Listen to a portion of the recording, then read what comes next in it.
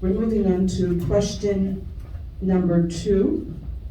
And Mrs. Willis, you will start with that answer. The question is, what is your position on the excessive fund balance that's in the general fund?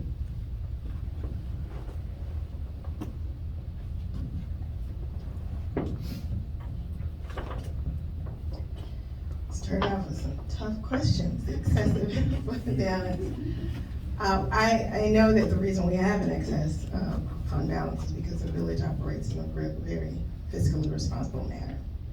And I believe that it's important that we take care of any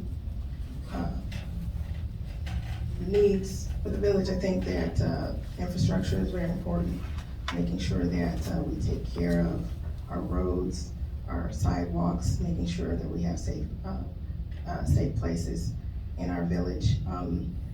I do believe we need to hear from the voters and determine what needs they have before we determine exactly how we use those funds. But I know that everyone who works for the village wants to take special care in how they spend your residents' money.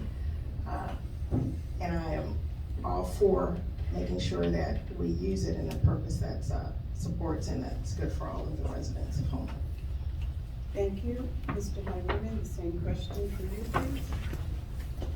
I don't think that we have an excessive fund balance. I think we have a strong and necessary fund balance. Things happen. Pandemics. Walmarts decide to close. Things happen that affect us financially, and I think our prudent, being a saver is not a bad thing. Our prudent use of funds and how we raise them as well is it's vital for us. And having the cushion to absorb things is simply the safe way to live. And I think that it's the way we live as residents, and the village should follow suit. Thank you. As the mic is being carried, Ms. Colton, can you hear from you? Honestly, I fully agree with everything that Jay just said. I think that it is extremely prudent to, especially when you're in a community that's been around for 150 years. We have 150 years worth of infrastructure that we need to keep, in good shape. So the money that we have in the fund balance, I don't think of it as excessive. I mean, it's funny because when I was on the board, even 6 or 7 years ago, the fund balance got a little bit low.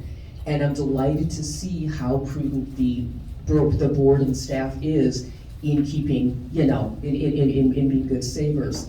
But you know what? We have a water tower that is leaking and we need to move it. That costs money. We have, sewer pipes in the 3rd edition that are gonna need to be addressed at some point. That costs money.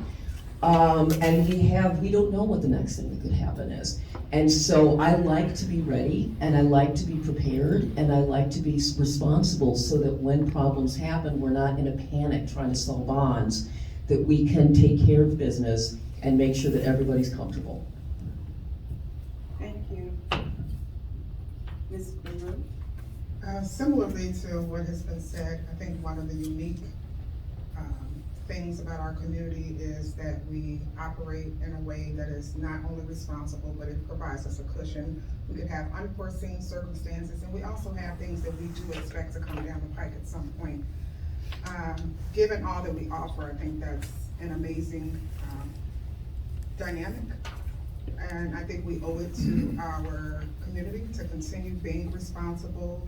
We know that the cost of everything continues to rise, and as soon as you think you have something that you have budgeted for or you expect, you may be hit with yet an increase or another unforeseen circumstance. So we want to continue to be careful and wise stewards of the resources that all of you are helping to provide us.